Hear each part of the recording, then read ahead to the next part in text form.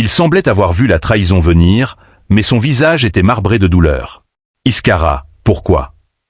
Sa voix était remplie de chagrin. « Pourquoi as-tu trahi ton propre maître ?» Iskara se tourna lentement vers lui, son sourire s'élargissant. « Parce que la vérité n'est pas celle que vous croyez, Soren. Vous m'avez élevé pour être un instrument de l'ordre, un soldat dans leur guerre contre la magie. Mais j'ai compris que la vraie liberté réside dans le chaos.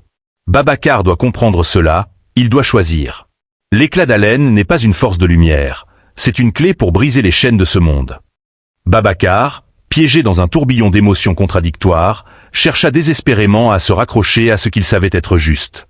Mais les mots d'Iskara le secouaient profondément. Ses convictions étaient ébranlées. Il se tourna vers Soren, cherchant une réponse. « Et toi, Soren, que as-tu caché ?» Le vieil ermite sembla vieillir de plusieurs années sous les yeux de Babacar.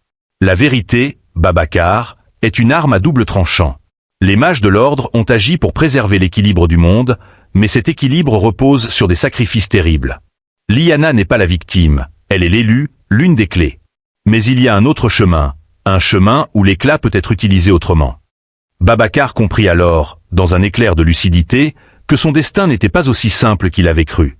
L'éclat d'haleine ne lui conférait pas seulement un pouvoir magique immense. Il offrait aussi une possibilité de changer la structure même du monde, de remettre en question l'ordre établi, de briser le cycle éternel des sacrifices.